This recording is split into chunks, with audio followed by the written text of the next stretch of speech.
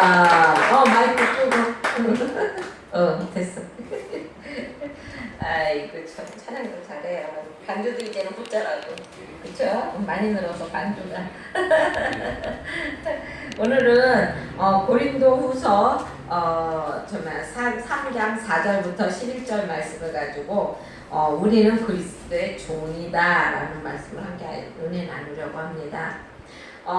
거기 4절에 보면은 주님의 소명에 대한 확신은 우리에게 남을 수용할 수 있는 넓은 마음을 준다고 이야기하고 있습니다. 4절에 보면 그렇게 되어 있죠. 우리가 그리스도로 말미암아 하나님을 향하여 이같이 확신이 있으니 라고 말하고 있습니다. 이거는 주님 앞에서 자신이 받은 바 부르심에 대한 확신을 선언하는 것이에요. 그래서 그 당시에는 고린도 성도들이 이 사도 바울의 그 사도성과 그리고 그 사도 바울의 진실성을 의심을 했었잖아요. 그렇죠? 그랬을 때 바울은 사명에 대한 분명한 확신이 있다고 자기는 말하고 있는 것입니다. 그래서 바울은 항상 서신서에 보면 뭐라고 그러냐면은 예수 그리스도의 종 또는 그리스도로 말미암아 부름받은 아니면은 사도로 부름받은 이렇게 자신이 예수님으로부터 부름받았다는 것을 항상 이렇게 예포하고 이렇게 미리 얘기하고 있었다는 것이죠. 그러니까 그만큼 사람들에게 편지를 쓰고 그리고 또 무엇인가 전할 때마다 그걸 상기시켰다는 것이에요. 아, 나는 주님이 불러준 종이야. 나는 하나님의 종이야. 주님이 맡겨주신 사명이 있어. 이렇게 자신을 항상 이렇게 다시 한번 이렇게 되돌아봐 소명에 대해서 다시 한번 이렇게 재고했다는 것입니다. 그래서 주님의 부르심에 대한 확신은 감정에 좌지우지 되지 않는다는, 내가 하나님이 부르셨다는 것이 확신이 있으면은 감정에 대해서 좌지우지 되지 않는다는 것이에요. 어떤 사람들은 목사님들도 그런 분들 계세요.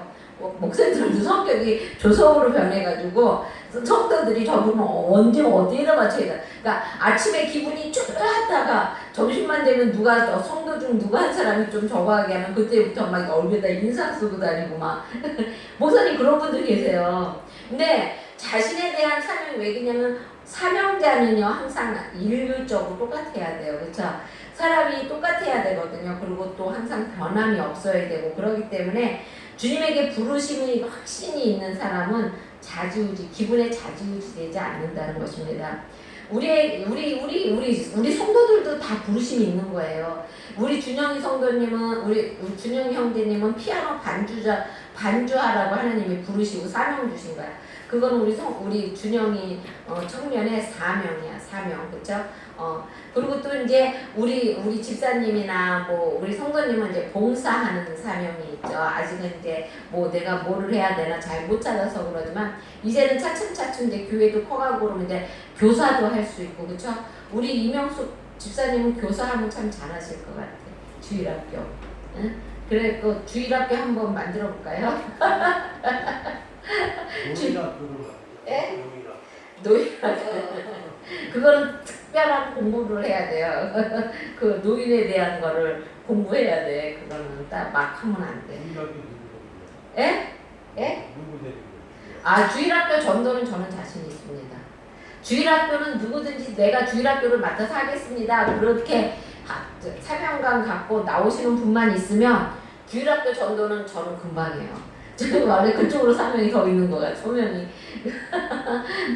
그러니까 우리 지금 아직 그 주일학교 아이들이 와도 맡아서 가르치시고 그리고 또 그 아이들을 케어하고 그럴 수 있는 분이 이렇게 아직은 그래서 나는 우리 이명숙 집사님하고 나중에 준영이하고 같이 주일학교 하셔도 되고 애들이 모이면 그러게요. 그쵸? 그러면 이제 한번 모아보겠습니다. 예, 그러면은 오후 밥 먹고 난 다음에 잠깐 그쵸? 하면 되잖아. 근데 그쵸? 예. 그래서 우리는 부르심에 대한 소명이 항상 있어야 된다는 것입니다. 그리고 또 예수 그리스도처럼 부르심에 합당한 화해의 열매를 맺으면 사는 우리가 되어야 한다는 것입니다. 예수님께서 우리를 부르셨기 때문에 우리는 거기에 대해서 합당한 열매를 가져야 된다는 것이죠. 그리고 5절에 보면 성도의 사명은 인간의 개인적인 능력에 따라 부여되는 것이 아니라는 것입니다. 우리의 소명, 우리의 사명은 내가 능력이 많아서 이거를 한다는 게 아니에요. 개인적인 능력이 아니라는 것입니다. 세상에 어떤 사람들에게 우리 이 세상에 직장을 구하게 되면은요, 그 사람 직장을 그 사람에게 일을 줄 때 무엇을 봅니까? 이 사람이 이 일에 적합자인가 아닌가 이거를 확인하잖아요, 그렇죠? 그러기 위해서 면접도 보고 서류 심사도 하고 막 그러잖아요. 그런데 하나님의 일은 그렇지 않다는 것입니다. 회사에서는요, 일단 말단 사원을 뽑는데도 그 사람에게 그것이 맞는지 안 맞는지 그거 일일이 확인해가고 그리고 또 맞는 걸로 이렇게 채워준다는 것이죠. 그러나 하나님의 나라는 전혀 다릅니다. 하나님의 나라는요, 우리의 능력이나 나의 이렇게 지능, 나의 무슨 알고 이런 거, 학식, 이런 거에 따지지 않는다는 거. 여러분, 베드로는요, 일자 무식이었어요. 아무것도 모르는 사람이 어부였어요, 어부. 그래서 그 베드로가 막 예수님의 말씀, 하나님 말씀을 가지고 설교할 때 사람들이 뭐라 그랬어요? 저 학문 없는 저희가 웬일로 저렇게 하느냐고 그러고 말했을 정도로 베드로는 학문이 없었습니다. 그런데도 많은 사람들한테 설교를 하고 많은 사람들 앞에서 이렇게 말을 할 수 있었던 것은 뒤에 하나님이 계셔요. 하나님의 능력이 함께 했기 때문에 그랬던 것이에요. 물론 사도 바울은 다른 사람들보다 많이 뛰어난 사람이에요. 그렇죠? 지금으로 말하면 서울대학교를 나오고 그리고 정말 박사학위를 받고 그리고 정말로 굉장한 가문에서 태어난 사람이 바울이잖아요. 그런데 그 사도 바울도 만약에 하나님의 함께 하심이 없었다면은 그렇게 힘있게 일을 할 수가 없었다는 것입니다.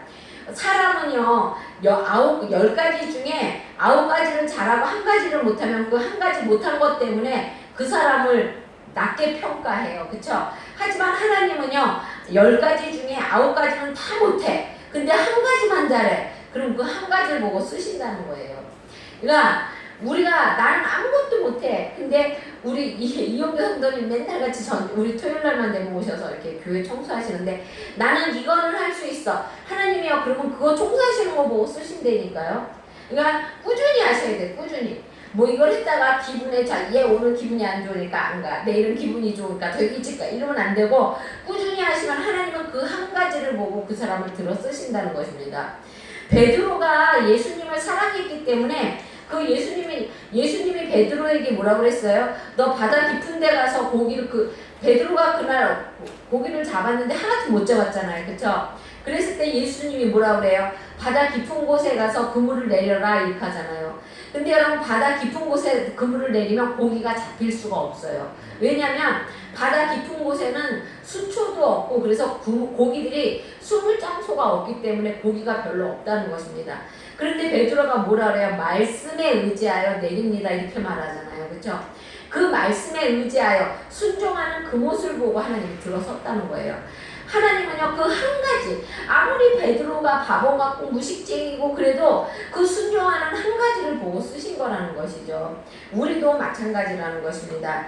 그리고 또 6절에서는 뭐라 그러냐면 영혼을 살리는 것은 정죄가 아니라 사랑이라고 말하고 있습니다.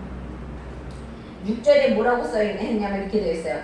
그가 또한 우리를 새 언약의 일꾼 되기에 만족하게 하셨으니 율법 조문으로 아니하고 오직 영으로 함이니 율법 조문은 죽이는 것이요 영은 살리는 것이라 라고 말하고 있어요. 여러분 율법도 하나님에게 나온 것이에요. 그렇죠? 하나님이 어디다 쓰셨어요? 돌판에다 쓰신 거잖아요. 그렇죠? 그렇지만 율법은 한계가 있다는 것입니다. 율법의 본질은 뭐냐면 죄를 깨닫게 하는 거예요. 이거는 죄구나. 이거는 죄가 아니구나. 이거를 깨닫게 해주는 것이 율법이라는 것입니다. 그런데 새 언약은 뭐냐면 죄를 드러내는, 그러니까 율법은 죄가 있으니까 너 이런 죄 졌어. 그러니까 너 죄인이야. 그리고 죄를 드러내주는 것이라면 새 언약은 뭐냐면 죄를 덮어주는 거예요. 그 사람이 죄가 있어도 율법은 그 죄를 드러내서 그 사람을 정죄하지만 새 언약은 덮어주는 거야. 이렇게 감싸주고 싸주는 거라는 것이죠. 그 외 구약시대의 바리새인이나 서기관들이 그랬잖아요. 그렇죠? 자기네들은 언제나 의롭게 행동을 하면서도 죄는 죄대로 짓고 다녔잖아요. 그렇죠? 그러면서도 어떻게 했어요? 사람들을 보면 너 이런 죄 졌잖아. 너 주일날 너 한 발자국 2발자국 이상 걸어가면 안 되는데 3발자국 걸어갔지. 이렇게 그냥은 뭐랄까 작은 거를 붙잡고 죄를 드러냈다는 것이에요. 그러니까 그런 게 아니라는 거죠. 예수님은 죄인을 정죄하시려고 이 땅에 오신 것이 아니라는 것입니다. 병자와 죄인에게 사랑을 실천하러 오셨다는 것입니다. 정죄가 아닌 사랑이 인간의 영혼을 변화시키는 유일한 길이라는 것. 사랑만이요, 여러분, 길이라는 것이에요. 그 전에 해와 바람이 시합을 했어요. 어떤 나그네가 지나가는데, 야, 저 옷을 누가 벗길 수 있나? 우리 시합하자고 그랬어요. 그랬을 때 바람은 어떻게 했어요? 바람이 훅 하고 부니까 사람이 날아갈까봐 옷을 더 동여매더래요. 그런데 햇빛은 뜨겁게 막 쬐니까 더우니까 훌훌 벗더라는 겁니다. 그러니까 우리는 이렇게 햇빛처럼 뜨겁게 잘 감싸줘야 한다는 거예요. 힘으로 그리고 죄로 정죄하고 힘으로 밀고 이래서는 안 된다는 것입니다. 우리의 사랑은 상황 윤리에서 말하는 아무런 기준이 없는 사랑이 아니라는 것입니다. 물론 우리는 주님의 말씀을 따라서 사랑을 해야 되는 것인데 따르지 못한 사람을 향하여서 돌을 던져서는 안 된다는 것이죠. 우리가 주님의 말씀대로 사랑을 선포하고 사랑을 실천하고 그리고 또 율법을 실천하고 하는데 거기에 못 따라오는 사람이 있잖아요. 그렇죠? 근데 그 못 따라오는 사람을 정죄해서는 안 된다는 것이에요. 위에서 그 못 따라오는 사람을 위해서 기도해주고 울어주고 함께해주고 그래야 된다는 것입니다. 그리고 거기 9절에 보면은 그렇게 있어요. 9절에 보면 너희가 범사에 순종하는지 그 증거를 알고자 하여 내가 이것을 너희에게 썼노라 라고 말하고 있어요. 여러분 그 7절과 8절에 보면 그렇게 되어 있죠. 그런즉 너희는 차라리 그를 용서하고 아닌데. 죄송합니다. 잘못했습니다. 네. 9절에 정죄의 직분도 영광이 있은즉 의의 직분은 영광이 더욱 넘치느니라 라고 말하고 있어요. 근데 거기 7절에 보면은 돌에 써서 새겨 죽게 하는 율법의 조문 직분도 영광이 있고 이스라엘 자손은 모세의 얼굴이 없어질 영광 때문에 그 얼굴을 주목하지 못하였거든 하물며 영의 직분은 더욱 영광이 있지 않겠느냐라고 말하고 있어요. 그러니까 7, 8절에서는 정죄의 직분, 그러니까 그 율법을 돌에 새긴 거라는 것이죠. 그래서 돌에 새긴 의문의 직분임을 우리가 알아야 한다는 것입니다. 근데 율법을 준수하도록 하는 것이 그 서기관과 모세의 직분이라는 것이에요. 너네들 이렇게 하면 죄 짓는 거야. 제사장 특히 그쵸? 이렇게 하면 죄 짓는 거니까 너네들 부모 존경해, 거짓말 하지 마. 이렇게 조약조약 그거를 준수하도록 해주는 것이 모세의 직분이었고 그리고 또한 제사장들의 직분이었다는 것이죠.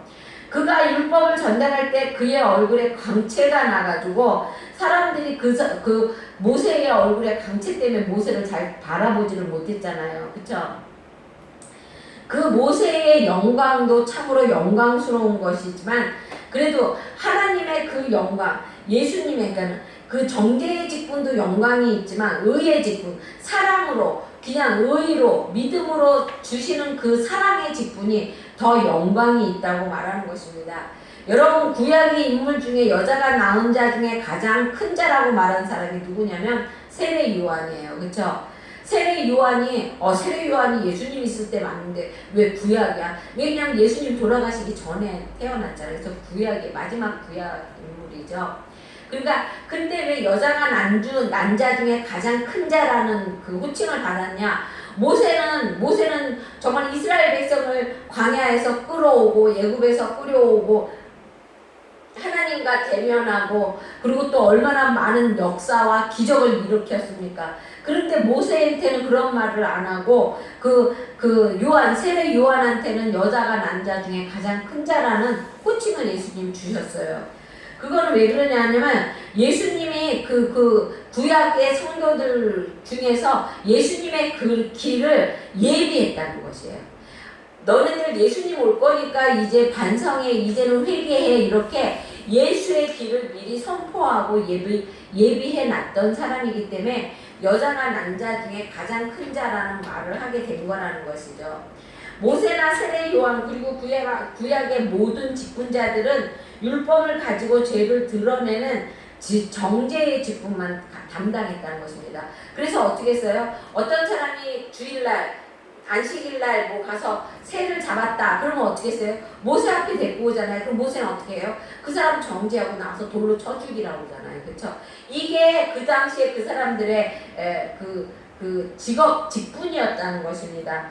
그들은 예수의 보혈이란 말은 단 한 번도 듣지 못했고 죽은 사람들이라는 것입니다. 죄의 근원을 제거하지 못한 채 살아갔던 사람이에요. 그런데 우리는 죄의 근원을 해결한 사람들이잖아요. 그렇죠? 우리는 주님의 보혈, 은혜의 사랑을 안다는 것입니다. 그래서 율법이 아니라 그리스도를 믿는 믿음으로 우리가 의롭게 되었다는 것입니다. 그래서 의의 법이라고 말하는 것이에요. 우리의 힘으로는 어떻게 할 수 없는 것을 예수님께서 우리를 대신해서 십자가를 지셨기 때문에 우리가 그곳으로부터 나올 수가 있는 것이고 우리가 그 죄로부터 그 죄의 근원으로부터 해방될 수가 있게 되었다는 것입니다. 그리고 거기 11절에 보면 그렇게 되어 있어요. 없어질 것도 영광으로 말미암은즉 길에 있는 것은 더욱 영광 가운데 있느니라 라고 말하고 있습니다.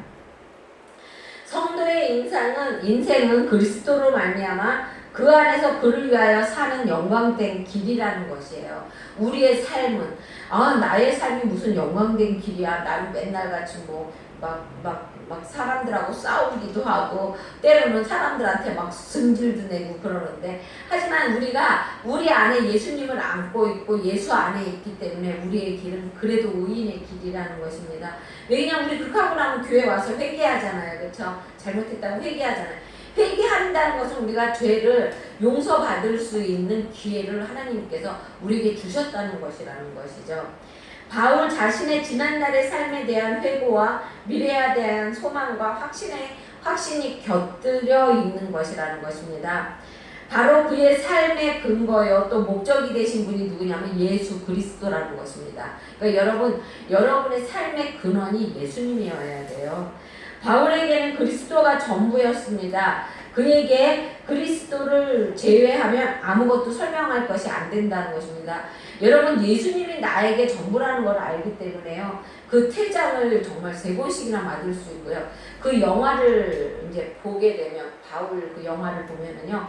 사람이 그 태장이라고 그러니까 등에 채찍을 한창 맞으면 등이 변한대요. 이렇게 뭐 어떻게 변하는지 잘 모르지만 그 변하게 되면은 그거는 고칠 수가 없게 된다고 합니다. 이렇게 굽어지는 것 같아요. 내가 보기에는. 그러고 난 다음에 이제 목이 잘려서 죽잖아요.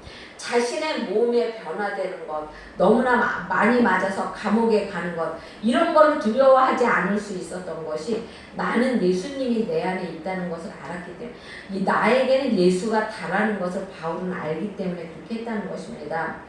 그리스도로 말미암아 새 생명을 얻게 된 바울은 주님의 부르심이 무엇인지를 깨달았다는 것이죠. 그 뜻을 이루기 위해서 최선을 다해 일생을 살았던 것입니다. 그것이 그에게는 세상의 그 어떤 직분보다도 그 무엇과도 더 영광된 것이었다는 것입니다.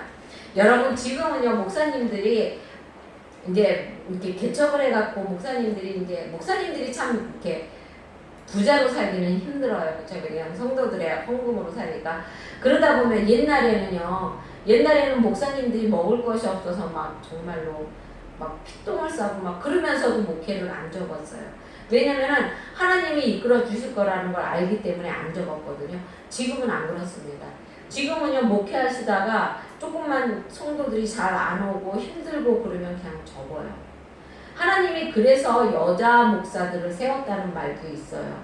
왜냐하면 남자 목사님들이 그렇게 하게 되면 물론 사모님들이 가서 일을 하고 그러는 것도 있지만 그런 것도 한계가 있기 때문에 그리고 왜 사모님이 일을 하게 되면 교회가 더 말이 안 되니까 그래서 교회가 자꾸만 근데 정말 사명자는요 이 바울이 정말 목숨까지 내놨잖아요. 그렇죠? 그런데 지금은 그런 분들이 별로 없다는 것입니다. 그러니까 그것이 어떻게 보면 참 안타까운 것이기도 하고요.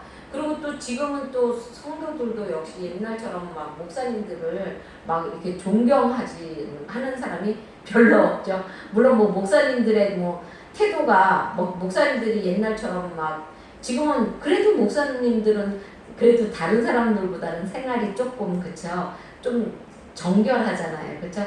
그런데도 지금은 목사를 그렇게 막 저거 하시는 그런 그 성도들도 없고, 그리고 또 목사님들도 이제는 이 목사 직분이 굉장히 큰 거거든요. 솔직히 굉장히 뭐랄까 굉장히 두렵고 떨리는 마음으로 받아야 하는 것이 목사 직분인데, 요즘은 이제 덜 그러다 보니까 접는 것도 쉽게 접고, 목사들도 이제 가치라거나 그 권위가 많이 떨어지고 그러긴 했습니다. 근데 하나님께서는 이 바울은 죽음까지 목숨까지 내놓으면서 그 목사직을 완수했다는 것입니다. 여러분, 우리는 어떤 존재일까요, 여러분? 그리스도로 말미암아 성도라고 일컬음을 받은 자들이라는 것입니다. 성도예요, 성도. 그냥 뭐 일꾼, 뭐 아니면 그냥 사람, 아니면 동네 사람 이런 것이 아니라 성도. 그러니까 우리는 항상 성스럽게, 의롭게, 질서 있게, 사랑으로 예수님을 닮아가는 삶을 사는 그런 성도라는 것입니다.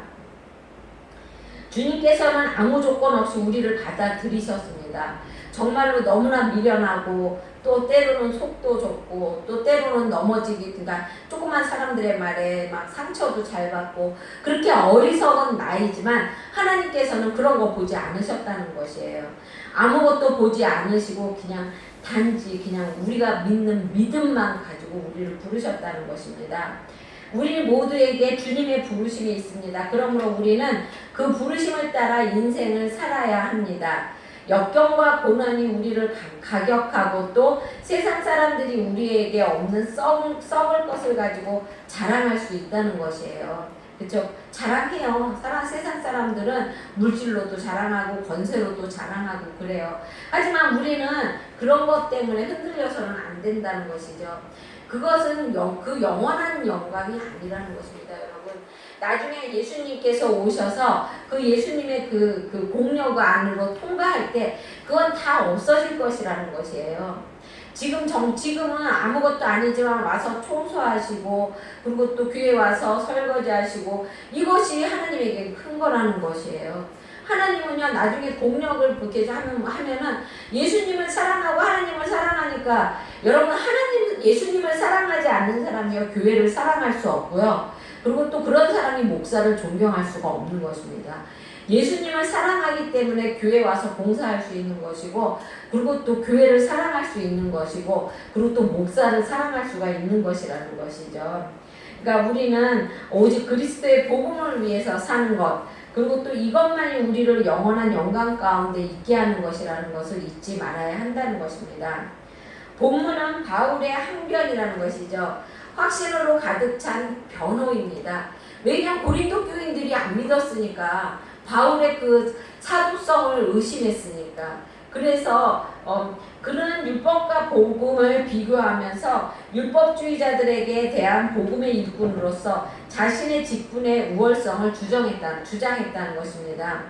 고린도 교인을 향한 멈출 수 없는 사랑 때문에 그는 그거를 이렇게 세심하게 설명해 가면서 그 오해를 풀었다는 것이에요. 여러분 한번 생각해 보세요. 내가 잘 키운 우리 이명숙 집사님 자제분이 우리 준영이인데, 준영이가 이제 이게 컸다고, 엄마 나한테 해준 거 아무것도 없어, 엄마는 아니야, 엄마는 우리 엄마가 아니야, 이런다고 그러면 얼마나 괘씸하고 그냥 그렇죠. 그런데 바울이 지금 그 격이잖아요. 바울이 길러준 게 누구예요? 고린도 교인이잖아. 근데 고린도 교인이 너는 우리의 사도가 아니다, 너는 우리의 목사가 아니다, 지금 이러고 있는 거잖아요. 그러면 얼마나 화가 나, 그쵸? 나도 만약에 우리 자녀가 그런다면 가서 그냥 막 때려주고 막 구박하고 막 그럴 거예요, 그쵸? 근데 바울은 안 그랬어요. 왜 그러냐면 그 사랑 때문에, 그 고린도 교인을 향한 사랑 때문에 그렇게 했다는 것입니다. 근데 우리 이명숙 집사님도 만약에 그러면은 작은 얘기해 주겠죠. 그쵸? 얘야, 네가 어렸을 때 모습은 이거고, 내가 너 이럴 때 이렇게 해줬고, 그쵸? 왜 그러냐면 사랑하니까, 준영이를 사랑하니까 그걸 가르쳐 준다는 것입니다. 바울이 그렇다는 것이죠. 그는 진정 십자가의 헌신적인 사랑을 이해했다는 것입니다. 그랬기 때문에 십자가에 돌아가신 예수님이 나를 목숨 바쳐 사랑하신 걸 알았기 때문에 그랬기 때문에 고린도 교인을 사랑했다는 것이에요. 그런 사랑을 받은 나이기 때문에 고린도 교인에게 그 사랑을 이렇게 보여주었다는 것입니다. 그리고 그 영원히 행여 자칠까 차근차근 설명하고 있는 것이라는 것입니다. 이 모습이 우리 교회에도 있어야 된다는 것이죠. 자존심이 상하는 작은 일 하나에 결핍하면 등 돌리고 교회를 떠나서는 안 된다는 것입니다. 그러니까 우리가 교회 생활을 오래 하다 보면 작은 일에 꼭 큰 일에 상처받지 않아요. 작은 말 한마디에 작은 눈빛 하나에 꼭 상처를 받으면 그런 데서 상처를 받습니다. 그러고선 어떻게 교회를 뜬다는 것이죠. 그랬는데 그래서는 안 된다는 것이에요.